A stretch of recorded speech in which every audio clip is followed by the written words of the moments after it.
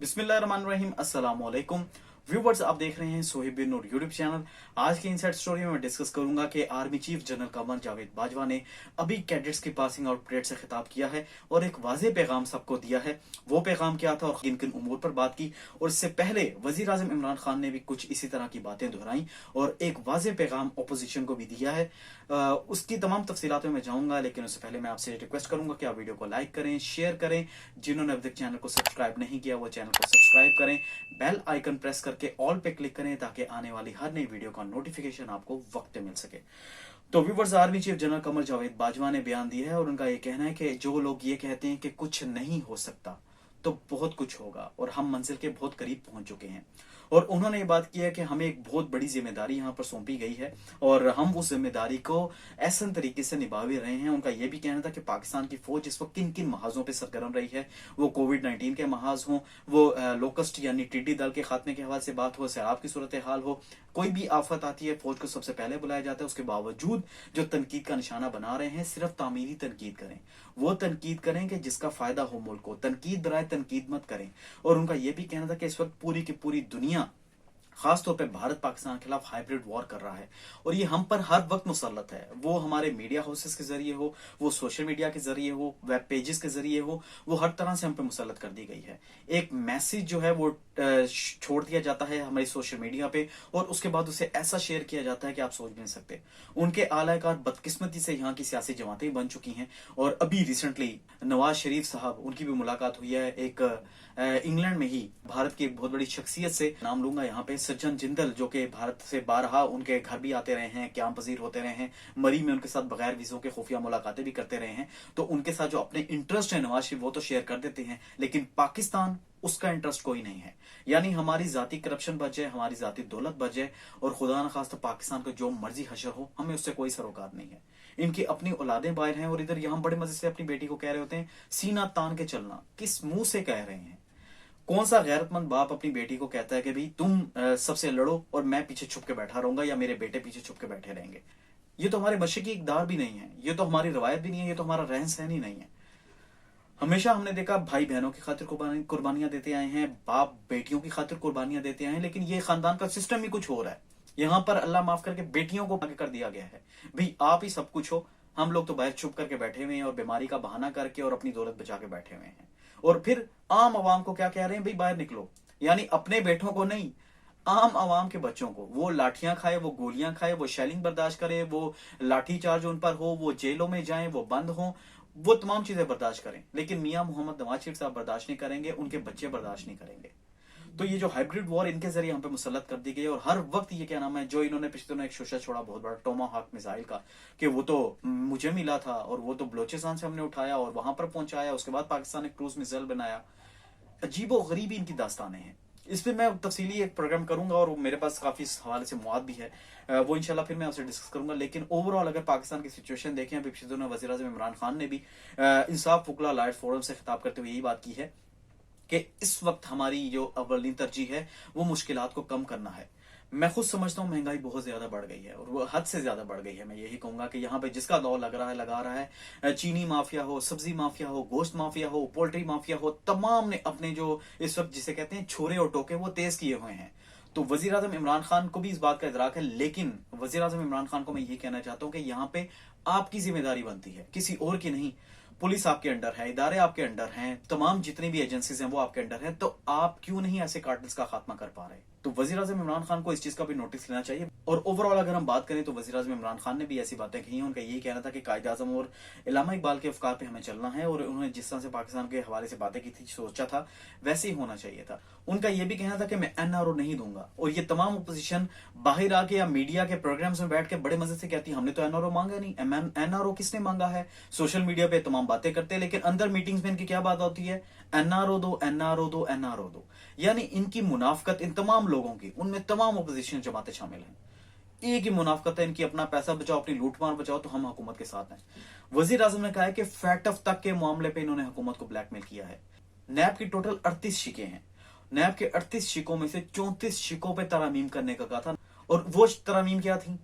यही तरामीम थी कि हमारे मनी लॉन्ड्रिंग का पैसा ना पकड़ा जाए, हम पे कोई पाबंदियां ना लगे, हम हर तरह की मनी लॉन्ड्रिंग कर सके, हमसे नैब पूछे ना, हमसे सवाल जवाब ना हो, हमारा एहतसाब ना हो, हमारे अकाउंट्स ना देखे जाएं, हमारी छानबीन ना की जाए, हमारे घरों पे छापे ना मारे जाएं, यानी कि लूटमार हमें करने दी जाए और फ्री हैंड हमें दिया जाए।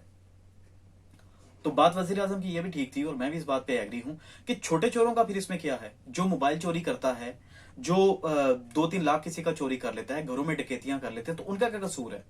यानी अरबों खरबों रुपया लूटने वालों को हम छोड़ दें, और जो जिन्होंने लाखों रुपए या हजारों रुपए में कुछ डकैतियां किया, उन्हें हम जेलों में बंद करें, उन पर तशद्दुद करें, उन्हें मारपीट करें।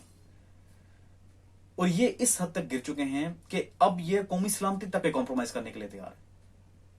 कोई थोड़ा सा एहसास और थोड़ा सा, मैं कहता हूं कि होशमंदी से इन्हें काम लेना चाहिए कि हम कर क्या रहे हैं। हमें भारत की दुश्मनी की जरूरत है, हमें किसी और मुल्क की दुश्मनी की जरूरत है कि ये खुद दुश्मन काफी है पाकिस्तान के। हर उस बंदे को साथ मिला रहे हैं जो पाकिस्तान के खिलाफ है। पहले इन्होंने पंजाब कार्ड खेला, उसके बाद इन्होंने सिंध कार्ड खेला, फिर बलोचिस्तान कार्ड खेला, फिर मजहब कार्ड फेरा, फिर मसलक कार्ड खेला। और मरियम नवाज साहिबा मजे से इमाम खुमैनी से उन्हें तशबीह दे रही हैं। मैं सदके जाऊं इनके। उन्हें तो बंदूक की नोक पे मुल्क से निकाला गया था, ये तो खुद तरले मिनते करके गया मिस्टर मियां मोहम्मद नवाज शरीफ शेर। और ये मरियम नवाज बड़े मजे से मैं सीना तान के चलूंगी, ये करूंगी, वो करूंगी और इस तरह कर दूंगी। तो सीना तान के पहले क्यों नहीं चली थी? तब तो नवाज शरीफ साहब जब डॉन लीक्स हुई थी तब तो मिन्नतें कर रहे थे जनरल राहील शरीफ की, और कह रहे थे ये भी तो आपकी बेटी की तरह है, इसे छोड़ दें। तब भी सीना तान के चलना था ना। आप लोगों को थोड़ी सी बाहर से शय मिलती है, या जब आप लोगों को पता चलता है कि अब तो हमें इनकार हो गया, हमें एनआरओ नहीं मिल रहा, तो अपने जो है वो दूसरी साइड दिखाना शुरू हो जाते हैं। खैर अनकरीब इसके भी टुकड़े टुकड़े होने वाले हैं और हमें अनकरीब नजर आएगा। जो अल्ताफ हुसैन पे बातें हुआ करती थी और यही लोग करते थे कि लंदन बैठा हुआ है, ये कर रहा है, तो वही अल्ताफ हुसैन पार्ट 2 हमें नजर आ रहा है। और वही बातें अब हमें दोहराई भी जा रही हैं, वही इदारों पर हमले भी किए जा रहे हैं, उसी तरह से टारगेट भी किया जा रहा है, पाकिस्तान की सलामती को टारगेट किया जा रहा है। यानी पाकिस्तान की शिराजें बिखर जाए, उनसे इन्हें कोई ताल्लुक नहीं है, बस अपनी करप्शन बचानी है, अपनी मालो दौलत, अपने मेफेयर के अपार्टमेंट्स, अपनी नेस्कॉल, नीलकॉल, ये तमाम कंपनियां जो हैं वो बचानी है। तो ये इनकी स्ट्रेटेजी है। फिर बात होती है धांधली हुई, धांधी हुई। भैया अगर धांधी हुई तो सुप्रीम कोर्ट चले जाओ, सुप्रीम कोर्ट भी नहीं जाते। फिर अच्छा खुद जीते तो धांधली नहीं हुई, इमरान खान जीते या कोई और पार्टी जीते तो धांधली हुई है। हैरानगी की बात है कि भाई अगर धांधली हुई है तो आप जाएं सुप्रीम कोर्ट में, इलेक्शन कमीशन में जाएं, वहां नहीं जाना, सड़कों पे जाना है, टीवी के प्रोग्राम्स में या ट्विटर हमने खेलना है। और किस जमाने में जो ये बातें करते थे कि सोशल मीडिया पे शायद इमरान खान वजीर आजम बनेगा, तो वो बातें हमें सच नजर आ रही हैं कि शायद अब वजीर आजम जो नवाज शरीफ है वो सोशल मीडिया पे ही बने। और मुझे तो वो भी बनता नजर नहीं आ रहा, क्योंकि इनके पास तो वहां की भी अक्सरियत नहीं है। इनके यहाँ जो ज्यादातर यूजर हैं वो भी हमें वही मरियम मीडिया सेल के हैं, जिनसे ये फीडेड क्वेश्चंस भी करवाती हैं मरियम साहिबा, और व्हाट्सएप पे बता रही होती हैं ये क्वेश्चन करना है प्रेस कॉन्फ्रेंस में मुझसे और इसका मैं जवाब दूंगी। और फिर अगर कोई और क्वेश्चन दूसरा कर ले तो मौलाना फजल रहमान साहब फरमाते हैं ये फीडेड क्वेश्चन था। यानी उल्टा चोर कोतवाल को डांटे, यही इनकी स्ट्रेटेजी है। मुल्क भी खुद तोड़ेंगे, इल्जाम फौज पे, करप्शन भी खुद करेंगे, इल्जाम दूसरों पे, मनी लॉन्ड्रिंग भी खुद करेंगे, इल्जाम दूसरे पे, फीडेड क्वेश्चन पे खुद करवाएंगे, इल्जाम दूसरों पे, मुल्क दुश्मनों के साथ मिलकर बैठेंगे तो इल्जाम दूसरों पे, यहूदी एजेंट भी खुद होंगे और इल्जाम दूसरों पे। तो ये इनकी स्ट्रेटेजी है, ये इनकी प्लानिंग है। मियां मोहम्मद नवाज शरीफ साहब कहते हैं इमरान खान ने भी कहा कि जहीरुल इस्लाम साहब ने मुझसे इस्तीफा मांगा, तो भाई उस टाइम बोलते हैं ना, क्यों नहीं इन्हें सैक किया? उस टाइम तो चुप करके इक़्तिदार के मजे ले रहे थे। उस टाइम शेर कहां गया था? आज तो बाहर बैठ के बड़ी बातें हो रही है मरियम से भी। उस टाइम बोलते, उस टाइम आते सबके सामने। और मैं हैरान हूं उनके सपोर्टर्स, इनके कारकुनान पे जो सवाल ही नहीं पूछते इनसे। वो बंदा कभी 6 बीमारियां होगी, कभी 12 बीमारियां होगी, मर गए मर गए मर गए, पहुंचो बाहर भेजो, बाहर भेजो, बाहर भेजो। बाहर भेज के तकरीबन अब देखें 8-10 महीने होने वाले हैं। किस हॉस्पिटल में इलाज हुआ उनका? किस जगह पे वो दाखिल हुए? यहां पर तो जी इलाज ही नहीं है, फैसिलिटीज नहीं है। और अगर फैसिलिटीज नहीं है, इनके कारकुनान को सबसे पहले इनके गिरबान पकड़ने चाहिए थे कि हमें फिर क्यों ट्रक की बत्ती के पीछे लगाया हुआ कि पाकिस्तान में तो हमने बड़ी तरक्की कर दी थी, मेट्रो में तरक्की है, ऑरेंज लाइन में तरक्की है। एक हॉस्पिटल ऐसा नहीं जहां पे अपना इलाज करवा सकें, तो गरीब अवाम बेशक मरती रहे, उन्हें वही नापैद और घटिया सहूलियात इलाज की दी जाएं जिसके वो काबिल है। उनसे इन्हें कोई सरोकार नहीं। हाँ, हमारे प्लेटलेट्स सो कॉल्ड कम हो गए हैं तो हमें बाहर जाके इलाज करवाना है। और उन दिनों में तो ये भी कहा जाता था डॉक्टर दनान की तरफ से कि हम अमेरिका जा रहे हैं। खैर अमेरिका की भी इन्होंने तरले मिन्नतें कर ली कि हमें एनआरओ दिलवाओ। और अमेरिका से भी मैं अपने सामने को बताता चलूं, ये नाजरीन को अपने बताता चलूं कि इनसाइड स्टोरी ये है कि अमेरिका ने भी झंडी दिखा दी है सुर्ख कि हम आपकी कोई मदद नहीं कर सकते।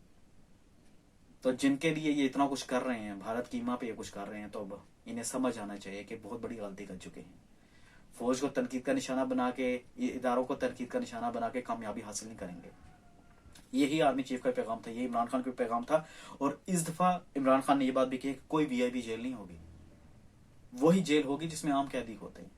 और मैंने अपनी लास्ट वीडियो में ये बात की थी, और उसमें बारहा मैंने ये बात कही थी कि अब ये कोई इनकी जो भी एहतजाजी रैलियां, जो भी जलसे जुलूस हैं, ये जलसे जलसे खेलते रहें, लेकिन उसके बावजूद इन्हें जेलों में जाना है सबको। और ये तैयारी करें, और ये अभी से अपीलें करें कि जेल हमें अच्छी दे दो, वहां पे जो फैसिलिटीज हैं वो थोड़ी सी बेहतर कर दो, हम उसी जेल में रह लेंगे। लेकिन हमारे जो हालात हैं वो, हम चूंकि नाजुक हैं बहुत ज्यादा, आवाम के बलबूते पे हम थोड़ी सी यहाँ पर जिसे कहते हैं तड़ियां लगा लेते हैं या थोड़ा सा धमकियां दे देते हैं, तो असल में तो जितने ये नाजुक हैं सबको ही पता है। और मरियम नवाज साहिबा 2.5 लाख का जूता पहन के कहती हैं कि मुझे आवाम का दर्द है। इन्हें क्या पता आवाम का दर्द होता क्या है। एक गार्ड क्या गलती से मुक्का लग जाए या कोनी लग जाए, उस पर तो एकदम चीखती हैं। और पता नहीं बाद में उस बेचारे का क्या हशर हुआ होगा, शकूर का।